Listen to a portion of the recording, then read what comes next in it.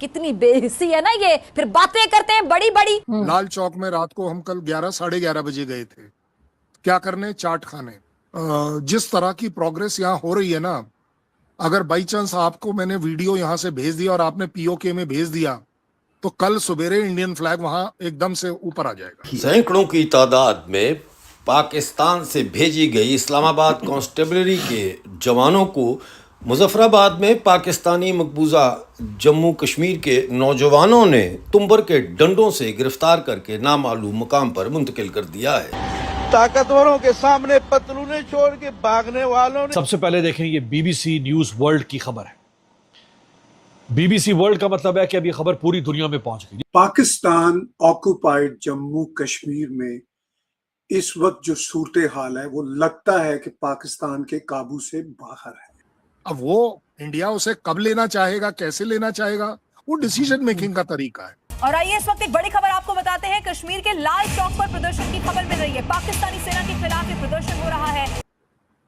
इस कश्मीर का 1% डेवलपमेंट, आपके सामने हाथ जोड़ के कह रहा हूं, उन पीओ के निवासियों को दे दो। उन्हें भी जीने का अधिकार है, उन्हें भी इज्जत का अधिकार है, उन्हें भी रोटी का अधिकार है, उन्हें भी 4000 मेगावाट जो बिजली वो वहां बनाते हैं, उसकी 4 मेगावाट तो उसको मिलनी चाहिए। नमस्ते दोस्तों, जय हिंद। हिंदुस्तान स्पेशल में आपका स्वागत है दोस्तों।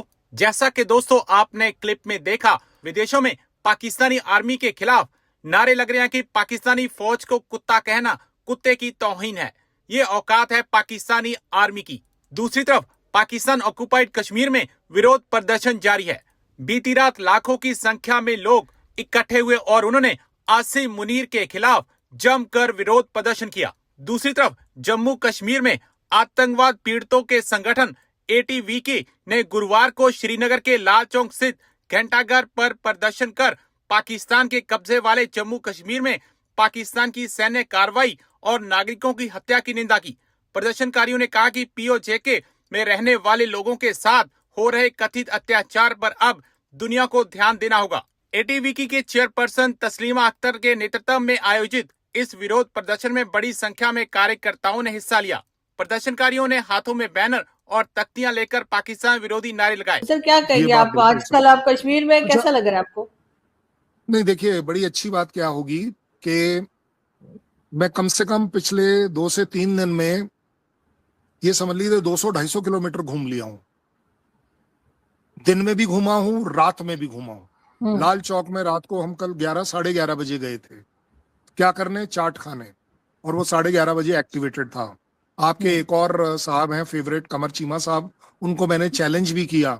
मैंने कहा 15 मिनट इस लाइव प्रोग्राम को ऑन रखना और मैं वॉक कर कर लाल चौक जा रहा हूं, क्योंकि उनका कहना था कि जी वहां तो आप जा ही नहीं सकते, वहां तो परिंदा पर नहीं मार सकता। जिस तरह की प्रोग्रेस यहाँ हो रही है ना, अगर बाई चांस आपको मैंने वीडियो यहाँ से भेज दिया और आपने पीओके में भेज दिया, तो कल सुबेरे इंडियन फ्लैग वहां एकदम से ऊपर आ जाएगा।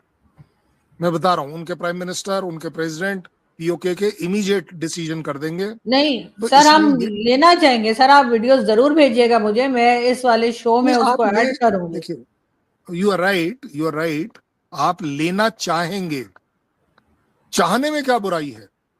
नहीं कहे तो सर, मैं वीडियो कह रही हूँ। मैं वीडियो नहीं, मैं उसके अलावा भी आप वो जो हमारे पाकिस्तान से वीजा मांगने वाली बात है, तो उसमें एक्चुअली चाहना आपका हक इसलिए बनता है कि तू कहे तो जान भी दे दूं। अरे भाई, कहने में हर्ज क्या है, देनी थोड़ी ना है। तो इस तरह आपका ये सपना लेना बड़ी अच्छी बात है, क्योंकि ये बात आपके यहाँ पर लीगली, आपके यहाँ पर कॉन्स्टिट्यूशनली, आपके यहाँ सुप्रीम कोर्ट में प्रूव हो रखी है कि आप ही की कंट्री ने सुप्रीम कोर्ट में दाखिल किया था कि ये इलाका हमारे कॉन्स्टिट्यूशन से नहीं चलता है, इसलिए हम इससे रिलेटेड कोई जवाब नहीं दे सकते। ये आपके वहां पर जवाब। दूसरी बात, आप ही का कहना है, आप ही लोग बड़ा वो शेखी बघारते हैं कि जी वहां का प्रेसिडेंट अलग है, वहां का प्राइम मिनिस्टर अलग है, तो हम वहां पर किसी को थोड़ी ना मार रहे हैं, ऐसा आप ही का कहना है। तो इसका मतलब तो बड़ा सीधा है कि वो कंट्री आपका है ही नहीं। वो तो सीधी सीधी बात है, किसी और का है। अब वो इंडिया उसे कब लेना चाहेगा, कैसे लेना चाहेगा, वो डिसीजन मेकिंग का तरीका है। लेकिन मैं आपको बड़ी जिम्मेदारी बता रहा हूं आरजू साहिबा, इस कश्मीर का 1% डेवलपमेंट आपके सामने हाथ जोड़ के कह रहा हूं, उन पीओ के निवासियों को दे दो। उन्हें भी जीने का अधिकार है, उन्हें भी इज्जत का अधिकार है, उन्हें भी रोटी का अधिकार है, उन्हें भी 4000 मेगावाट जो बिजली वो वहां बनाते हैं उसकी 4 मेगावाट तो उसको मिलनी चाहिए। आपके यहाँ पर बड़ा आपके यहाँ बोला जा रहा है कि जी उनको हमने सब्सिडी दे रखी है ना। आप बोलते हैं 6 रुपए, 7 रुपए, 8 रुपए, 9 रुपए, जो भी बोल दीजिए। अरे भाई बिजली होगी तभी तो सब्सिडी दोगे, आप बिजली दे नहीं रहे। अब ऐसी आपने आटे का बोला हुआ है, भाई क्या मांगा उन्होंने कि आटा मतलब व्हीट हमें मिलना चाहिए, मतलब कोई बहुत ज्यादा मांग लिया। तो आपका कहना है नहीं जी उस पर भी सब्सिडी है। अरे वो बोल रहे हैं आटा दो यार, सब्सिडी तो बाद में बात करें। अब आपने सडनली वो जेएसी जो है, जो जॉइंट एक्शन कमेटी वाली जो पार्टी है, आपने उसके लिए क्या कर दिया, उसके 4-5 लोगों का 1-1 करोड़ का इनाम निकाल दिया। मैं मान सकता हूं आप निकाल दीजिए। ये जो पिछला जुम्मा गया है, ठीक है ना, वो जुम्मे की रात को आपने कैसे डिसाइड कर लिया कि ये पार्टी और ये चारों लीडर टेररिस्ट हैं, मिलिटेंट हैं, एंटी सोशल हैं, जो वर्ड आप इस्तेमाल करने का, मतलब 2022 की पार्टी, 2022 के वो लोग जो इस पार्टी से सो कॉल्ड जुड़े हुए, मैं उनकी साइड नहीं ले रहा हूं, मैं आपसे रीजन पूछ रहा हूं। एक सडन रात क्या ऐसा उन्होंने गोली चलाई, कौन से ऐसे ताबड़तोड़ हमले किए जो टेररिज्म के नाम पर माने जा सकते? उस आवाम को भी, उस मुसलमानी आवाम को, चलिए क्योंकि आपके यहाँ ये वर्ड पकड़ना बड़ा जरूरी होता है, कि उस मुसलमानी आवाम को भी जीने का हक होना चाहिए। मैं एज अ हिंदू बोल रहा हूं कि उन्हें हक होना चाहिए। बड़ी सीधी बात कर रहे हैं हम।